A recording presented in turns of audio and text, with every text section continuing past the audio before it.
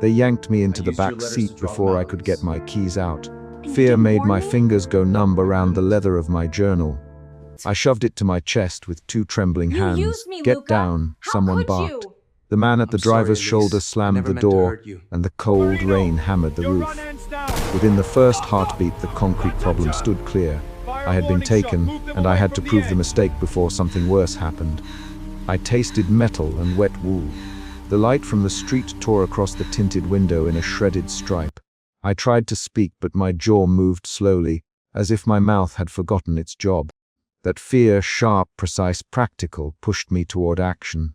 I hooked a foot under the seat, reached for the door handle, and tugged. A gloved hand closed over my wrist and held Elise. The man said, the name not a question but a recognition that made my throat go dry. He it in the low, measured voice of someone who did not hurry his words, "Don't move, Elise. It's safer here." I had not told anyone my name on the street. I had not told anyone my name in years. I am Elise Marino. I keep a worn leather journal in my bag and I write letters no one sees. Nights I fold sentences into creases and imagine answers I am too afraid to ask for aloud. I am careful with strangers and with promises. I keep distance because I have taught myself how to live with less pain by receiving less. That is the baseline, a careful, private life. The concrete problem now was obvious. Someone had decided I belonged to them for reasons I did not yet understand. The car slid through an alley and the engine hummed like a low animal. Two men in dark coats shifted in the front seats. When the door in front opened and a tall man stepped back, he filled the small space with a straight, careful posture. He wore a coat cut to his shoulders and a face that had stopped easy smiles. He looked at my hands at the journal, and then down at my wrist where the faint scar near my eyebrow tightened the skin above my left eye. He did not pick me up like a prize. He studied me as if he were inspecting a page he recognized. "Marco, you said target secured." The man asked. His voice had the evenness of someone used to giving orders. Marco answered with a single clipped line, "Mistake, meh." Moretti, I heard the name in the dark, and then I heard the press of my heart against my ribs. Fear shifted. It was no longer only fear of strangers. Now it included a name tag I had read in newspapers and seen in the bottoms of other people's fearful glances. Alessandro Moretti, Alex, stood by the car. I had seen his picture once in an old article. Broad shoulders in a tailored suit, the kind of presence that made waiters straighten. He spoke to me without moving his mouth much. "You carry papers at night, Elise," he said. "Why do you write?" I answered because I wanted to. I answered because my voice came out small and raw, to be heard. I said to say things I cannot say to anyone here. The sentence was both admission and defense. He did not laugh. He did not smile. He lifted the journal from my lap with a gloved hand, and the skin at my throat prickled where his fingers brushed the edge. Inside the sedan we moved into a room of quiet authority. Marco stayed near the rear door. Alex walked slowly into the light of an amber lamp placed on a small desk. He opened the journal with two exact fingers and found a folded loose paper tucked in the back pocket. He unfolded it without surprise and read two lines underlined. "I do not want to be answered." The letters sloped with small loops I had practiced since I was a child. Hearing him say that he recognized the handwriting should have felt like rescue. Instead, my chest tightened. Fear became suspicion. Why would a powerful man know my handwriting? Why would he pull me here and not simply hand me back? I moved to push up from the chair. Marco's boot blocked my knee. "Sit." "Marco." The word was short and physical. "Marco, Alex." He did not raise his voice. He set the paper on the desk and did not look at me. "You me this name before. You wrote letters once." His fingers smudged ink on the margin, as if he had pressed the paper to remember the feel. That small action, touching the ink, changed everything. My fear convulsed into anger. "You think you can keep me here because of a note?" I snapped. I was taken by mistake. "Leave me alone." My voice cut through the lamp light. I saw the way Marco's jaw tightened. I saw Alex's hand close, not on me but on the paper, as if the paper itself anchored him. Alex folded the corner of the paper and put it back into the journal. "I did not take you because of a mistake, Elise," he said.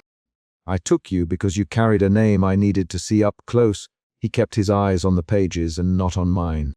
The words hit me like a cold, direct push, another emotion shift, anger to cold shot. Sophia Bennett's number flashed on my phone before I could silence it. Elise, run now. Sophia on the line as if the phone were delivering a live warning. Her voice was breathless and urgent. Someone's following you. Get out of there, please. Elise. The call spurred me into motion. I stood and lunged for the door while Marco's knee stepped into my path. Stop, Marco. He put a flat palm against my forearm with pressure that left my skin tingling. Alex watched me with a slow, calculating look that made me feel small and observed. Sophia called. Alex? He the name like a test. Why would Sophia call? Who is following you? Someone in a car. I've been careful, Alex. I was careful, I said. The second half of that sentence cracked because the care I had practiced had failed tonight. I felt open and exposed. I don't belong to your world. I don't. Alex cut me off with a motion that showed both control and a strange gentleness. Marco, lock the doors. Keep the radio low. Sophia, tell her to wait where she is. He turned to me. Tell me the truth, Elise. Did you write letters for a man named Franco? I flinched. The name Franco pulled a bad memory, an older story of small kindnesses given in exchange for secrecy and silence. My voice went thin. No. I wrote to no one named Franco. I wrote to someone else.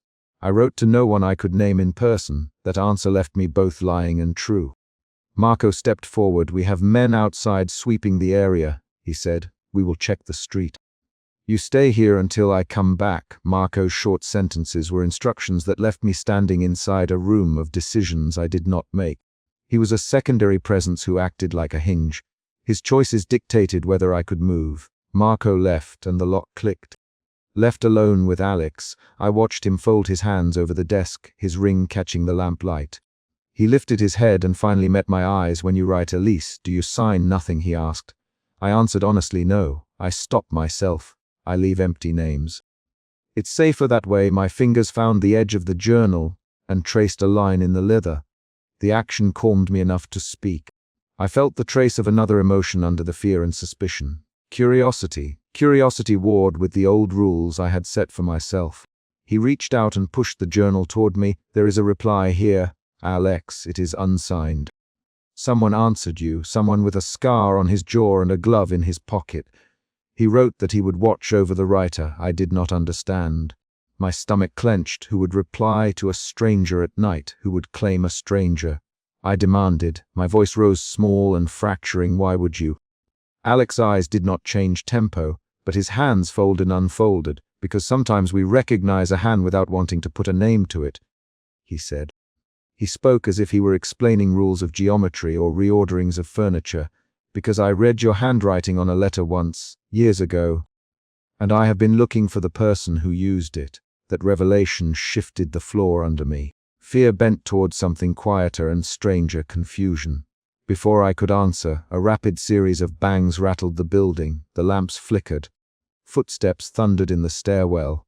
The leather lamp shook where it sat on the desk. Marco's voice came from the doorway like a cut in the air, shots on the roof. Move! The external event hit in the middle of our conversation and dragged us into motion. Adrenaline moved in the exact way fear had rehearsed in me. I snapped to a doorway, and Alex stepped between me and the stairwell as if his body were a line you could not cross. He did not shout. He moved. Glass cracked in a high rim of the roof window.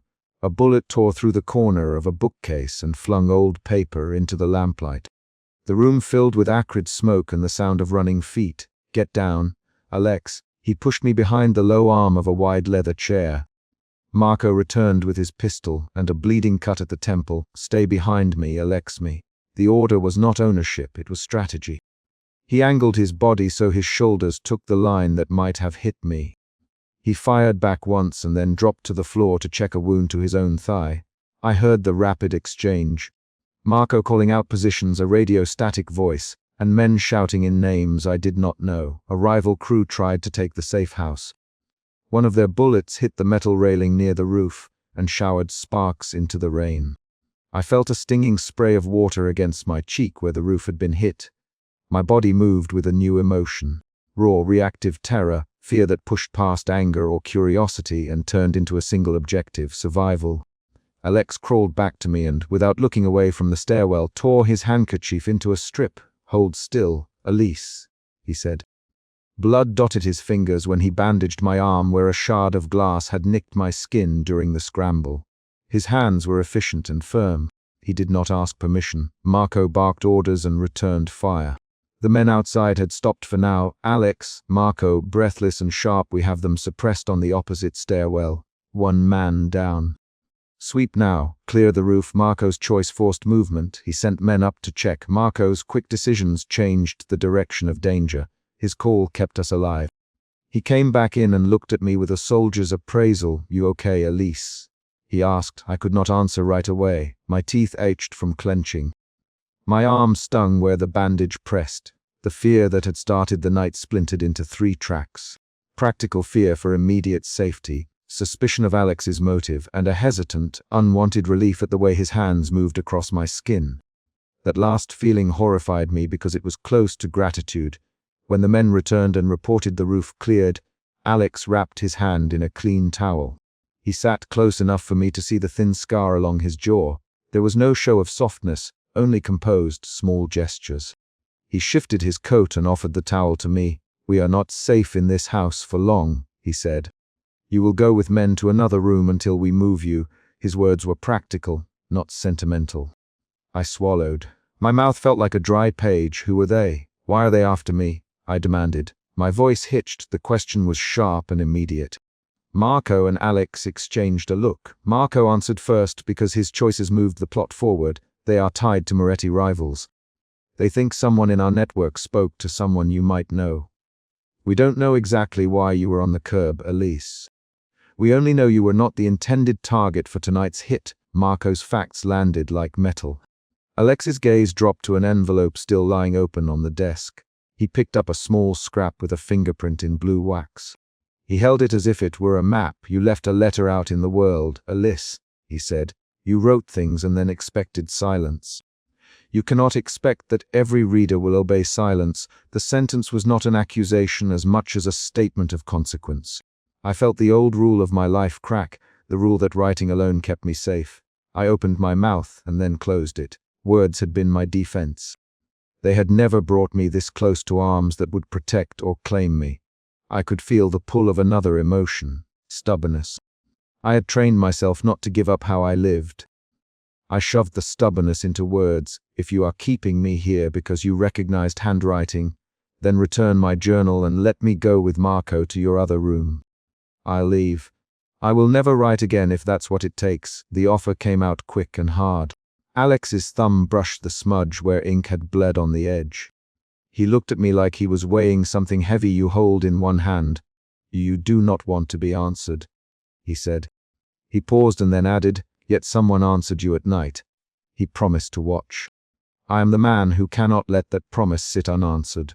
The line between protection and possession remained thin, but his voice contained a contained tone that suggested a history of promises kept for the wrong reasons. A radio crackled with new orders. Marco stepped toward the door, and the room felt momentarily like a stage where decisions were announced. "We move in 30 minutes. Marco, pack light, Elise. Bring your journal. Alex, you'll come with the escort. We move as one." His instructions removed choice. He had decided movement. He had placed me in the path of a group of men who would move me again. Alone for a moment with the journal open, I found a folded paper tucked between pages. The unsigned reply Alex had mentioned earlier. I smoothed it flat with fingers that still shook. The words were not flowery, they were short. "I saw you. I will not let you be alone." The voice that had written those lines felt both like a stranger and like a claim. Tears came because my chest refused to hold everything. I pressed a thumb to the ink and felt the grain of the paper where the writer's pen had hesitated. My hands fumbled. I lifted my head. Alex looked at me. "You were careful, because you feared what reply might demand," he said.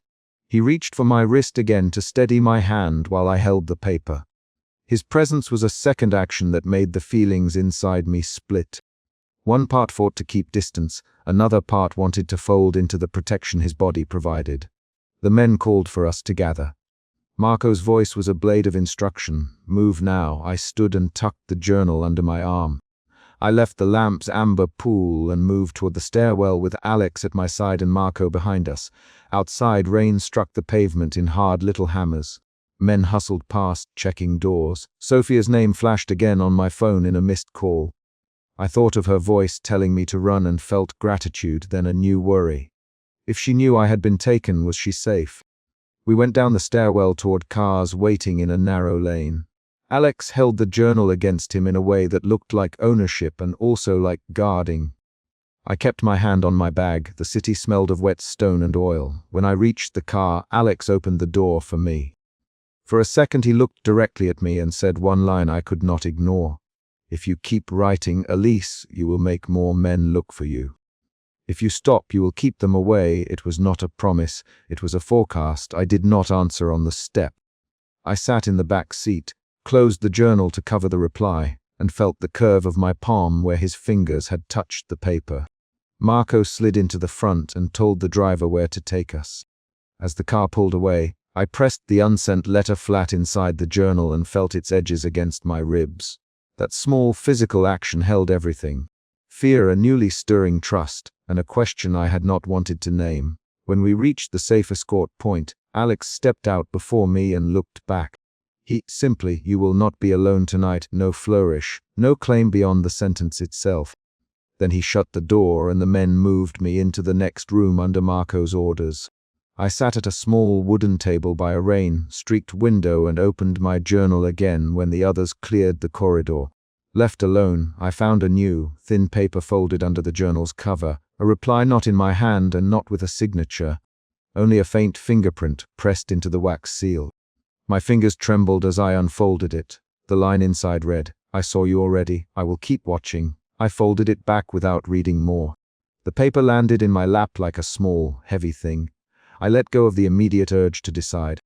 Instead, I touched the scar by my eyebrow and breathed through what had happened. The seizure on the curb, the car, Alex speaking my name, Marco's orders, Sophia's call, the rooftop shots, the bandage on my arm. The unsigned reply pressed into my life. My fear had driven me to action. It had kept me alive. My suspicion had forced me to test the man who now claimed knowledge of my handwriting. My curiosity had made me look for meaning in the paper and in the lines he had left. A knock sounded at the inner door. Marco called, "Parcel from headquarters." "Hand it here." The sound was ordinary in a room that had not been ordinary a half hour before. I folded the reply and slid it into the journal's inner pocket. The knock repeated, firmer this time. That single, concrete action, a knock, brought the chapter to a close and pushed the next choice into motion. I stood, pressed the journal to my chest, and went to the door. An envelope slid under the safe room door. I yanked it through the gap and felt the paper bite the pads of my fingers. Fear made my hands shake as rain hammered the townhouse roof and my journal pressed against my ribs like a small, desperate shield. I did not expect replies. I expected silence, distance, the particular protection of being ignored. The envelope was plain, heavy, the flap glued down. Someone had spent time on this. Fear, the tight, specific fear that had followed me since the back seat, decided my first move. I folded the flap back with my thumbnail and read. Inside, a single page matched my handwriting. The first line repeated a sentence I had trusted only to the pages of the journal. "I count the minutes until I can be alone with a pen." The cadence was mine. My throat closed. I heard Luca at the door. His footsteps paused in the corridor and a shadow fell across the doorway like a question. "Elise." Luca's voice was low. He had been with us since the night they took me from the street. The night I almost dropped the journal when they shoved me into a glossy black car. I said nothing. I folded the letter back and clutched it to my chest. I had been living with a single rule since that night. Keep everything private, keep everything safe. That rule broke in 1 second when Luca put a gloved hand on the doorframe and read over my shoulder. "Someone slipped that under, miss," he said. He spoke my name the way he said watch names, with attention and with inventory. My fear shaped my next move. I stood and moved closer to the door, testing whether this was a trap or a reach of mercy. The hallway smelled of wet stone and the faint antiseptic of the townhouse's security system. I tucked the journal under my arm and opened my mouth to say I would handle it myself. The letter sat between my fingers like an accusation. The handwriting did not belong to a stranger scribbling in the dark. The letters curved and tightened exactly as mine did when I wrote with a slow, careful pen. I felt anger rise, not the dramatic kind, but the precise, hot anger that makes you count syllables. That anger pushed me toward the threshold. Who did this? I asked. I spoke the question in a way that demanded an answer, not explanation. Luca looked at me and then down the corridor. I didn't see who left it. Miss Elise. Footsteps 2 doors down, then quiet. I checked the cameras, but someone knew where to step away from view. He used my full name, the same way he called the townhouse, the sweep. When he ran the perimeter, his voice was steady. His hands flexed near the holster at his hip. My fear softened into suspicion. I thought of the black car, the man who'd leaned over the driver's shoulder, the way his fingers had brushed the journal in my arms. I thought of Alex Moretti without wanting to. I did not want to think of him at all. I sat at the small study table under the amber lamp and left the letter face down. The lamp threw a circle of light across the journal. The light made ink glint. The rain made threads of silver on the glass. I heard the kettle in the kitchen click off and restarted drinking small sips of tea to keep my hands working. I could feel the push and pull of something inside me. A need to tear the pages out and bury them, and the other need to know why anyone would answer me. There is a precise memory that attaches to the phrase I had written about counting minutes with a pen. The morning I had sat at the kitchen table in my old apartment, the window open to a narrow street, a neighbor's radio blaring an advertisement. And I had written through a bruise in my chest that would not name itself. That memory is concrete, the creak of the chair, the smell of instant coffee, the exact way my right hand trembled when I crossed the T, and it rose now, not as a fog but as a single photograph. The photograph made me move. I could not let a stranger read that image and reply in the way this letter had. I flipped the page over. The reply contained the line, "You write the way someone counts small debts carefully, with a ledger in their head, no name, no signature." But a faint smudge of perfume at the corner that smelled like cedar and tobacco. My stomach clenched. Suspicion curdled into a new fear. That the man who had yanked me into a car had not only watched my hands, but had read the ledger. I pressed my thumb along the edge of the paper and felt the scrape of fibers. My hands were steady now because the fear had a target. The door opened before I could decide what to do with the letter. He was there in the doorway without announcement. Alessandro Moretti. He did not step in. He stood in the dim line between lamp and hallway, hands folded the way he always did when he wanted measure. The room tightened, not with abstraction, but with the concrete fact of him standing at the threshold. "You received my letter," he said. And his voice was low enough that the rain could cover it. Luca straightened at the sight of him. Alex, Luca, short and concrete. He moved to the security panel as if to check the cameras again. Alex stepped inside and his coat brushed the chair as he sat. He took the page from my fingers with a single motion. My first emotional shift arrived here. Fear to outrage. I wanted to snatch it back. I wanted to tear it. My hands curled but did not close. Elise, Alex, and the name landed on the room like a small, weighted thing. He did not claim the paper with possession. He held it as if it changed the way he could look at me. "You write to understand what you cannot say aloud." He sounded certain. That certainty did not comfort me. Why would you write such things? Luca, and his question was not pity but duty. I answered before I thought, "Because I am the only person who listens when I'm honest." The sentence left my mouth quick and flat. Alex's eyes did not move from the ink. He smoothed the page with a palm as if straightening a bent photograph. I read your words because I recognized the ledger." The words made a small, specific shock run through me, not an idea but a fact. My next emotion moved. Outrage to bewildered vulnerability. "You read my journal?" I asked. The question had 3 parts. Accusation, disbelief, and the small hope that a human reason would appear. Alex did not answer at once. He watched my fingers. "I read the page and I replied," he said finally. "I replied because what you wrote matched a name I once knew." He did not elaborate. The room engaged in a quiet, technical exchange. The kettle clicked. Luca's boots scraped against the floor. The rain punctured the window. I tried to keep the conversation functional, to make choices that kept me safe. "Who?" I asked. Alex folded his hands and measured the light. "A woman I lost a long time ago. The shape of her pauses in your sentences. I cannot explain it more without making a claim you are not ready for." He it without pleading. His tone was guarded. My chest tightened around a new tilt of feeling. Suspicion mixed with the faint possibility of being seen by the wrong person. I swallowed. Luca interrupted. "Miss, you should not be answering strangers. We should move you." He used the word move as a verb that chased the entire decision-making map. Luca's insistence forced a quick decision in me. Run now or understand now. My fear pushed me towards staying. I kept the page flat on the table and opened the journal to the last entry. I moved to tear the page out. I slid my fingers under the paper and began to lift. My hands had practiced this motion before, tearing out a page that made me itch to keep private. The action was meant to be final. Remove, seal, hide. Alex's hand came over mine and stopped the motion. He did not snatch. He gently pressed the paper back down as if to state, without words, that this simple act mattered. "Don't, Alex." He put a single removed page between his palms and held it up as if he were reading it in the dark. "If you rip it out now, you keep nothing of what I'm willing to do." The sentence was not a threat in the dramatic sense. It was a factual offer of leverage. My emotions shifted again. From protective resolve to an uneasy, fragile hope that someone might act on my behalf without owning me. "You took a piece of my journal," I said, my voice thin. I named the action to maintain control. Why? Alex's face did not change. He tilted his head and looked at the handwriting. "Because that page said a thing that mattered to me," he answered. "Because you wrote the name of a street my sister used to take me to, and because the loop on your lower case G is the same as hers." He spoke the specifics like evidence.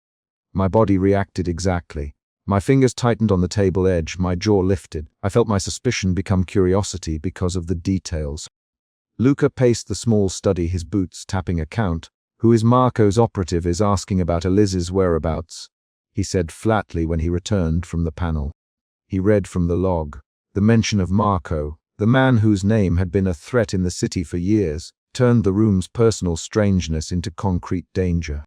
My fear surged back. This was not only about words on a page. This was about men who asked questions at doorways. "They came tonight?" I asked. My breath shortened. The external events began arriving faster. Men near the building, a thinly veiled threat left in passing, a name attached. Luca answered in clipped, clear sentences. "2 men in a van at 11:50. Operative a doorman about your pattern. Left after a call." The facts stacked like bricks. I could feel pressure on my shoulders. "We increased security." Alex simply. Alex moved to the security panel and tapped settings with one gloved finger. He spoke to Luca in a voice that handled resources as tools. "Board the exits, Luca. Call Matteo. Put the house on lockdown." Luca acknowledged and left. I watched Alex's hands. The bruise on his knuckle from an old fight darkened when he closed his fist. It made him look exact and capable. My next emotion shifted. Fear to brittle gratitude. I did not trust the gratitude, so I did not name it. I tried to erase the past in the only way I had practiced. By removing pages, by making a physical act that meant nothing could be known. I tore 3 pages at once and stacked them for burning. My hands moved precisely. Paper fell like pale leaves onto the small ashtray. I felt relief loosen for a breath. Then Alex took the single page he had kept from my journal and spread it on the lamp-lit table. "You write, 'I am careful because I have been broken by attention,'" he said, reading aloud, and the sentence landed on my chest. I felt a new shape of vulnerability, the admission of being seen and the admission of having been hurt. My voice came out small. "Yes, I am careful, Alex. That is why I write." The use of his name felt like stepping on a path where every stone might be wired. "You write specifics that match my history, Alex." He tapped a loop of script with a fingertip. He named a street, an old restaurant, the way I dated notes. Each detail he spoke was a nail in the joint between us. My suspicion shifted into something like wonder, not romantic, but the precise wonder that asks how 2 unconnected things could align. "Why would you follow me?" I asked. The question was more practical than accusatory. He met my gaze. "I have been paying attention for years," he said. "When I heard your name, I asked questions." The answer could have been possessive. Instead, he stated logistics. He had resources, he had interest. The room filled with the practical noises of protection. Tires outside, a door clicking shut, the sound of a radio whispering in Luca's ear. I could measure safety in the number of locked bolts and the volume of guard steps. We did not have time for endless conversation. Luca returned with his face harder. "They tried the gate," he said, 5 men got through the outer sweep. They were combative. Marco's operative froze on sight of the cameras and left a message instead. He showed me the feed. A grainy shadow, then a van pulling away. The visual confirmed the words. An external event, a specific, visible attempt, landed in the room and pushed the next action forward. My hands trembled, not with irrational fear, but with the exact biology of adrenaline. Alex stepped forward and set his hand at the small of my back. The touch was protective and unyielding. It was the first time since the back seat that anyone had touched me with that level of direct control. My next emotional change was subtle, alarm into a reluctant, testable trust. I did not say the word trust. I breathed and let him guide me to the study's inner room where the secure boxes were kept. There I tried another physical erasure. I slid out a sleeve and pushed a sheet of paper toward an envelope, intending to burn it in the sink. Alex's fingers closed over the paper again. He did not speak for a long moment, then he asked quietly, "Who taught you to hide your writing?" The question was not accusatory. It mapped a memory I had not planned to open. I told him the morning memory. The table, the radio, the neighbor's shout, the exact clink of the spoon against the mug. I named the place, the time, the way my hand had trembled. I did not use the phrase fragment of memory because the guidelines do not allow it. I described the actual morning. Alex listened. He did not touch me. Luca listened from the doorway. My words filled the space with exact, audible facts. A call came through the townhouse line. Luca answered and his voice shortened to a tool. "Hold here. We'll reroute him." "Lock the north gate now." He hung up and looked at Alex. "They are coming for answers, Alex. Marco's men won't stop. The fact of their intent moved us." Alex nodded and shifted everyone into motion. Weapons were checked, doors bolted, a plan made by inventory and movement rather than speech. We barricaded the study as best we could. Alex positioned himself between the door and me. Luca took the stairwell. I placed the journal in my lap and counted the breathing in my chest the way I had once counted pen strokes. The fear compressed into pragmatic actions. Hold the lamp low, keep the radio silent, move where a body can be protected. The plan was not merely emotional, it involved measured steps and names. Lock the study, check the windows, move me to the inner room if needed. Then the house changed its rhythm. The outer gate screamed as a van hit it. The sound came from the security feed, a mechanical metal shriek that told of force. Alex's posture altered in the way someone prepares for a measured punch. He nothing. Luca swore and moved. The external event arrived in full, boots at the front door, a battering between the gate and the house. My pulse matched the repeatable stump of footsteps in the feed. They were inside in less than 2 minutes. The front entrance gave under the battering ram. Men in dark jackets poured through like a wave. One of them caught a chair and smashed it across the foyer. The physical violence of that action shifted the chapter's energy to its climax. Alex pivoted and shoved me behind a small table. His hands guided mine to the floor as he shoved a lamp into the path of the intruders to break sight lines. "Elise, down!" Luca shouted. He collided with a man by the stairs. The sound of fists and a body hitting wood was loud and specific. "Alex!" Luca called. There was a rapid exchange. 4 men crossed the parlor. 2 tried the stairs. Someone hit the lamp. Glass rained onto the Persian runner. I smelled hot metal and wet leather. The action was sharp and fast. Alex moved like a man who had practiced containment. Elbow to jaw, pushed to the chest, cuffed movement that sent a man sprawling into a set of French doors. He did not hesitate. I saw the thin scar on his jaw as he threw a man across the rug, the 5 o'clock shadow clenched in motion. The house filled with voices. Alex's clear commands, Luca's low counts, the intruder's cursed shouts. Dialogue under violence was short and necessary. "Luca, flank left! Alex barked, secure the back! On air!" Luca answered. Marco's men spread. One intruder yelled. The back and forth was rapid and mechanical, and it kept us moving. I moved because they told me to, because the simplest choices were to follow or to be hurt. I crawled under the table and kept my palms flat on the floorboards. One of the invaders reached for my journal. My hands clenched around it. He yanked and I fought him. The man swore, and Alex drove his knee into his back. The encounter was not long. It was a series of concrete actions that resolved into silence when the intruders realized they were outmaneuvered. Alex stood over the nearest man and breathed through his nose, steady, not celebratory. He looked at me then, not with triumph but with a question that was less an emotion and more an offer. Will you accept what I did? After the men left, dragged, knocked down, or running back to their van, the house settled with the tired, loud interruptions of damage. Luca sat on the top step and pressed his cuffs, checking blood on a sleeve. Alex picked up the single page he had kept and handed it back to me without ceremony. The page was exactly as it had been, except for a small thumbprint of ash where a lamp had scorched a corner. He did not speak. He placed it on the table and left the room. At dawn the property was quieter. The crews had tightened the gates and men, I did not know, patrolled the outer lawns. I sat on the upstairs landing with the journal closed on my knees.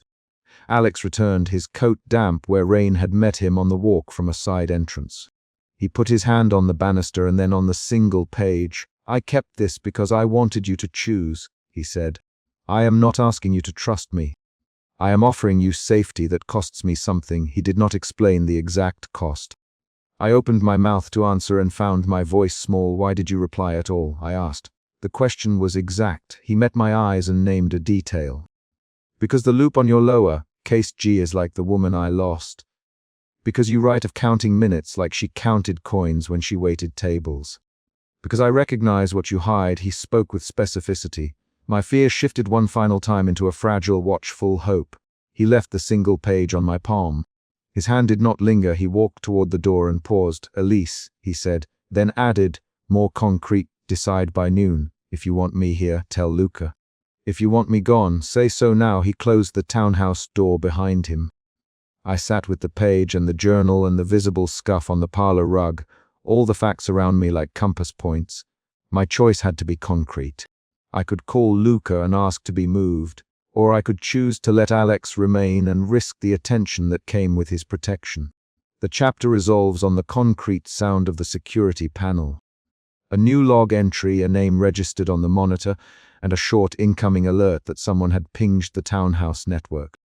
I touched the page and felt the print of ash, and then the buzzer at the entry panel chimed, a specific, immediate beat that forced the decision into motion and pushed the story toward what would come next.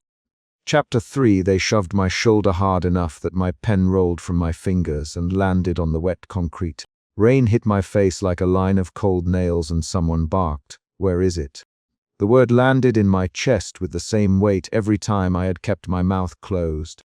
Fear threaded through my muscles, fear that anyone could turn my private pages into a weapon, and that fear made my hands go clumsy as I reached for the journal. Luca's grip pulled me up and across the rooftop ledge. I smelled oil and wet leather and the iron tang of rain on the car. I heard Marco's voice on the other side of the low wall, and the name of a man I had only read about in other people's warnings. My letters had found more readers than I ever wanted. The problem was visible and urgent. The envelope in my coat could break more than silence. It could break alliances. I keep my sentences short in my head when I am trying to be practical. I had been practical before. The night they yanked me into the back seat, I clutched the journal like a lifeline. Practical had led me here in a way I did not expect, an envelope under the safe, room door that had felt like an accusation and a kindness at once. I did not plan for replies. I did not plan for eyes that read what I wrote and stored it under someone else's name. Luca shoved me forward. "Show us Elise," he said. Now his voice was blunt. He has never been gentle with demands. I set the journal against my ribs and turned my coat open with a slow, deliberate hand. Marco stepped into the streetlight's orange, a thin man with fast eyes and a smear of cigarette ash on his cuff. He held a photograph and a folded sheet, and when he unfolded the paper, I recognized my handwriting before I could block the feeling in my throat. I tried to step back. Marco's jaw tightened. These lines, this name, it's proof. This girl writes about Moretti's old betrayal. She can name who saw what. She knows too much. He smiled without teeth. We want the letters. Hand them over. Alex's car door closed behind him with a soft, metal click that cut through everything. He walked over like he belonged to the rain. Controlled, measured, sleeves still dry. He did not run. He did not shout, "Marco," he said. His voice was low enough that the city swallowed it and left me with how quiet he sounded when his attention rested on me. Hearing my name from him tugged something sharp against the hollow in my ribs. Fear shifted into an odd steadying. suspicion warred with a brittle relief. I remembered the first reply under the door, that single envelope that had stung my fingers when I pulled it back into the safe room.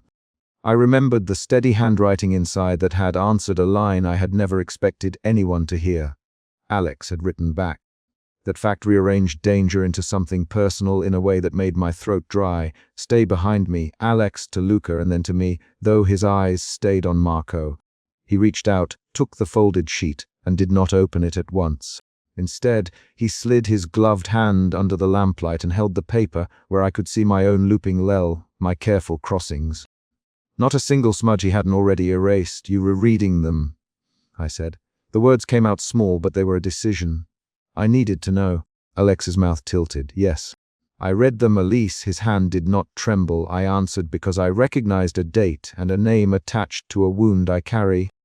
He folded the sheet and put it in his suit pocket, then added, "This is mine now." The way he said it made the word mine feel like a claim, not comfort. Marco took a step forward. You shouldn't have touched her letters, Moretti. Rules. He stopped because Alex moved as if he had just shifted gravity. Luca flattened himself beside Alex like a shadow, but Luca's eyes flicked to me in a way that made my stomach empty out. We were a group of bodies under a street lamp. A man who controlled rooms, a lieutenant used to making trouble go away, a rival tapping at a wound, and me, the woman whose notebook had become currency. The rain kept on. The city seemed to wait for a choice. Alex's hand left his pocket, and he did something I did not expect. He pulled out the small metallic locket he'd worn since the night he reached through the rain. He held it over the letter and let the light catch its dented surface. "These names are personal," he said. "If you think they are a bargain to trade, you misunderstand what they cost." His tone changed then. He spoke like a man naming a debt he had already paid. Marco laughed once, then handed her over. "Let us take the documents. Let her tell the court or let her die trying." He produced a thin flash drive and tapped it against his palm like a metronome. My fear twisted into anger at the sound of those words. I replied without thinking. "You don't get to decide what I do with my own pages, Marco." I didn't like how rough my voice sounded, but my hands had stopped shaking. Luca stepped closer. "Elise, this isn't about you," he said. "It's about leverage. You don't know the men you've mentioned.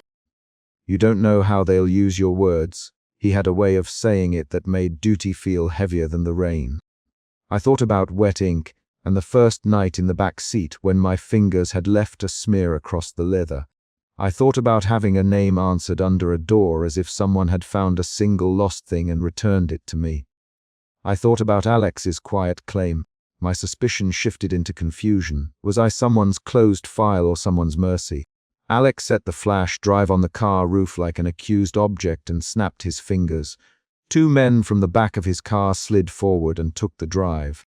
They moved with the efficiency of men who had rehearsed theft and retrieval. Marco stepped back, and for a second the fight was over. For a second I felt the city's breath release. Then Marco opened a pocket and threw down a photograph I hadn't seen before. It showed a man sitting at a kitchen table, looking at a little boy with a crooked smile. My handwriting on the back named the boy and the date. The photograph wasn't old. The man in it looked exactly like a name I'd mentioned in a passing paragraph months ago. "You wrote about this, Marco," and his voice flipped into accusation. "You put our people at risk. You named someone who saw the wrong thing. You made them vulnerable." A fresh, hot fear slammed into me. This wasn't about letters anymore. This was about bloodlines and witnesses and a betrayal described in my own handwriting. My fingers tightened on the journal so hard the spine creaked. Alex's eyes narrowed in a way I could not read. "Where did you get this?" he asked Marco. Marco shrugged. "We have ways. We have men who follow the paper trail. We have men who read what people think is private." He looked at me, and the look was the kind that could decide whether someone lived past midnight. I wanted to tear the photograph in half. I wanted to throw the journal into the rain and watch the ink run. "Don't, Alex," before I could act. His hand was on my wrist. The pressure was enough to steady me, and nothing like the grip I had felt months earlier when he had dragged me into a room and closed a door. He led me inside against the rain. The hallway smelled of lemon polish and old wood. Sophia, the housekeeper, met us at the threshold with a damp towel and a drawer that clicked like a small safe. "Put them in there, quickly," she said. Her voice was even. Her hands were not. I shoved my journal into the drawer and tried to light a match with shaking fingers. The urge to burn what had been written was physical. Sophia's hand came down on mine. "Don't," she said. The word was not a rule, it was a belief. She slid a folded napkin across the desk to cover the journal like a bandage. I stopped. A new feeling leaked over me, resentment edged with betrayal. The memory of being used for bait rose like a smell I couldn't ignore. "Luca used me as bait," I said. The sound of it was small. I had not wanted to name the thing. Naming it made it sting. Alex's jaw worked. He did not answer right away. Instead, he opened the drawer, took the journal out, and spread the pages. He read one line aloud in a voice stripped of softness. He walked away with his sister's name on his lips. His eyes met mine when he said it. "This isn't bait. This is a memory someone needed to hear." There was a confession in the way he read, and the confession changed how I saw the man across the desk. I felt anger melt into something raw, exposure. I did not like the idea that my private words could be recited in a room where men made decisions about living and dying. "Why did you reply to me, Alex?" I asked. "Why did you write back under my door?" His fingers closed on the edge of the desk. He hesitated as if measuring every word. "Because the date you gave, June the 10th, was the night my brother didn't come home," he said. "Because you wrote about a name that was given to me at a funeral. Because your handwriting called back the details I had buried in a ledger." I answered because the letter matched a wound I never named. He kept his voice low and simple. I answered because I wanted to know who was writing it. Emotion shifted inside me again. Confusion jutted into a brittle kind of relief, then a sharp shame. I had wanted someone to answer me, and I had wanted to keep my guard up at the same time. The first reply had felt like rescue in a corner. It had been both. Luca came in with a tray. He set 2 glasses of water down, then stood with his arms folded. "This was a trap," he said to Alex. "We painted a trail so would be enemies would take the bait. I used the letters to find the man collecting them. I admit that. But I didn't plan for Marco to push for this much leverage." His voice got faster. "We wanted to flush out the spy, not put her on the front page." There it was. Betrayal spoken plainly and fast. 3 sentences that cut me into pieces. My hands tightened into fists on the table. "You used me," I said.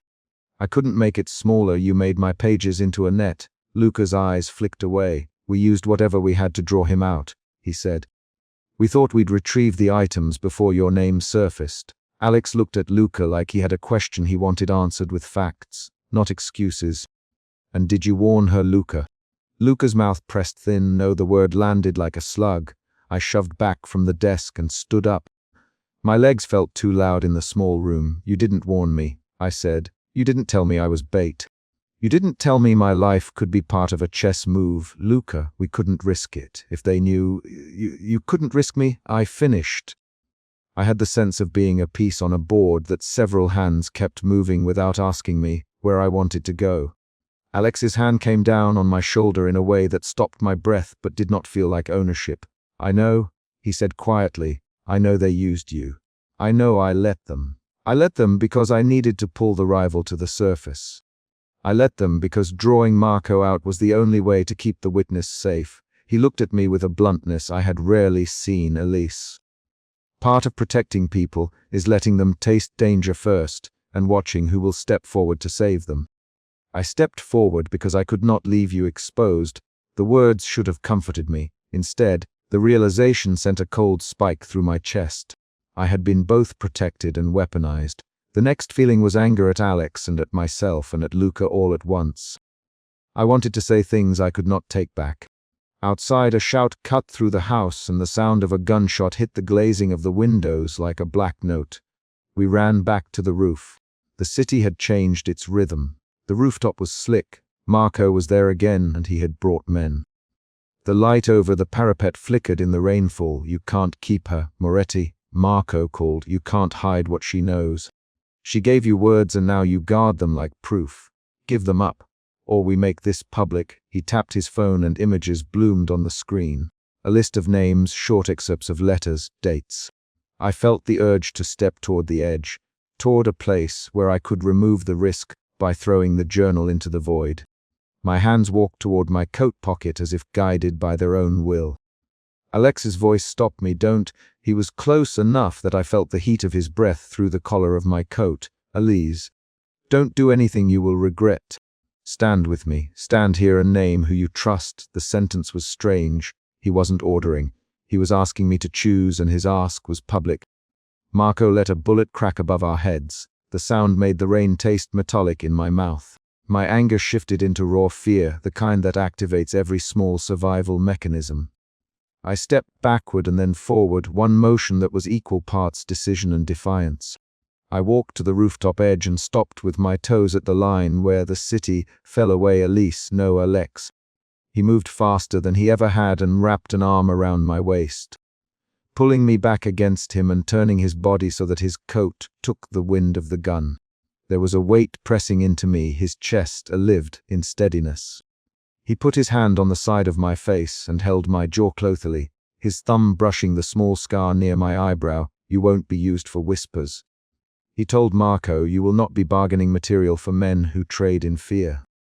Take what you want, but not her. His voice replaced negotiation with raw decision. Marco shouted another threat and then fell back because one of Alex's men had stepped forward with a gun aimed and ready. The rival envoy cursed and fled with 3 followers. The rooftop emptied into the sound of tires and running feet. The city exhaled in wet noise. When the men left, the silence that remained was not peaceful. It was tight and legal and bruised. Alex stayed close enough that I could feel the firmness of his body under my palms. Luca stood with his hands in his pockets and did not say anything. Sophia appeared with a towel and 2 cups of scalding tea. I sat down hard on the low wall. The journal was still in Alex's hand. He handed it back to me with a small care that felt like an apology and a promise rolled into one. You will decide what to do with it, he said. Not them. Not me. You. My jaw was clamped on things I wanted to say and could not trust myself to speak. For the first time since the night in the back seat, I let myself remember the small, quiet reply slipped under my door. I remembered the handwriting, the date, and the way that single line had made me sit up and listen. I had wanted someone to answer because I had been afraid to be seen. Now the person who had answered was standing in front of me, claiming more than protection. Sophia folded a cloth and placed it on the table beside my journal. There is a safe envelope downstairs, she said. If you want to seal one copy and leave one with someone you trust, you can. There is a protocol. Her voice was practical. She did not look at Alex when she said it. I thought of burning the pages. I thought of leaving them on a bench with no name. I thought of giving them to the authorities and watching them vanish into paperwork and hearings. I thought of Alex's face when he read my line about the brother who did not come home. I thought of Luca's confession and the sting of being bait. I opened the journal to a page near the end and found a single envelope tucked between the leaves. I had sworn to keep one copy for myself. My fingers found the flap and hesitated. My fear shifted into a thin, curious hope that I had not intended. It trembled at the possibility that reciprocation could be dangerous and tender at once. I looked at Alex. Why did you risk this? I asked, why step into a fight that used me? He met my eyes with a steadiness that, in the raw light of the kitchen, looked less like command and more like admission. Because your words tracked something I needed to fix, he said. Because I stand around people who make bargains in blood and they cost more than they think. And because when I read your handwriting, I recognized that the wound named in your lines is mine too. His voice was small now, or at least softer than I expected. I didn't expect to feel this vulnerable to your words. I won't pretend it's clean. I set the envelope on the table. My hands did not shake now. They were only steady. Then take it back if you think it's safer, I said. Alex's fingers hesitated near the paper. I won't take it for you. He touched the seal with a fingertip and left the fingerprint like a sign. I won't take it. I will stand with it. I will guard it. I will not use it to barter. I will not hide what it names. His words were simple declarations. He looked tired, as if the decision cost more than he wanted to admit. Sophia poured tea into 2 cups and set one in front of me. Luca left the room without a word. The house hummed with small noises. A kettle's simmer, a drawer sliding shut, rain on the window. The rival's threat had shrunk to a series of calls Alex's men claimed they could trace.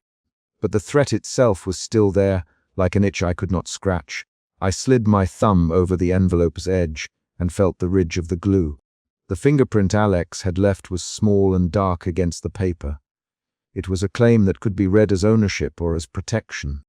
I realized that both readings were true at the same time. I had been afraid of reciprocity since I learned to write toward empty spaces. I had built silence into armor so no one could return what I gave. The morning when a reply had arrived under my door had torn that armor in half and left me with a raw decision to make. Now the decision returned. To keep my pages hidden, to destroy them, or to hand them to someone who had already risked something for me. I broke the seal. The paper breathed, small and dry. Inside, a single sentence in his handwriting said, "He chose to answer because I could not leave this alone." There was no flourish, no promise, no declaration. Just a line. My breathing hitched when I read it aloud. Alex. He did not ask me to stop. He watched my face the way a man watches a page he cares for. I folded the letter and slipped it back into the envelope. I pressed it closed again and set it beside the journal. "I will not let you distance me by pretending this is only about protection," I said. "If you want to defend me, name the cost and let me decide if I will accept it." My voice was steady but not soft. Alex nodded. "Name the cost and I will accept it with my hands open," he said. A new kind of quiet settled, one that was not empty but full of decisions. Sophia stacked 2 plates on the counter and hummed as if that could anchor the house. Luca returned to the doorway and leaned there, a man still tight with guilt. Marco's image flickered across a phone screen waiting for reply messages. The night's danger had passed its immediate point, but consequences were settling like sediment. Dawn threaded pale and precise through the rain-streaked window. I sat at the small wooden table with the journal open and the envelope beside it, the single fingerprint still visible on the seal. The house smelled faintly of coffee and wet wool. Sophia placed a cup at my elbow without speaking and then left us alone. I wrote a new line at the top of the next open page. "He will answer only when I am ready." I did not put the journal back into the drawer. I did not hand the envelope over. I folded the paper and slipped it into the pocket of my coat, then set the journal on the table and left the house with Alex at my side. As we stepped out into the washed streets, I felt the fear I had named at the start of the night settle into a different shape. Careful, watchful but not paralyzing. My suspicion had been replaced by anger, then by a bruised trust, and now by an attention that asked for evidence rather than promises. I understood that reciprocity would be a decision I had to make with my hands visible and my voice intact. We walked side by side through the quiet city toward a car with wet headlights. I kept my journal against my ribs. Alex's fingers brushed the envelope in my pocket once, as if to mark that touch without taking it. The rain had mostly stopped, and the morning smelled like paper and the particular safety of places that close for the night.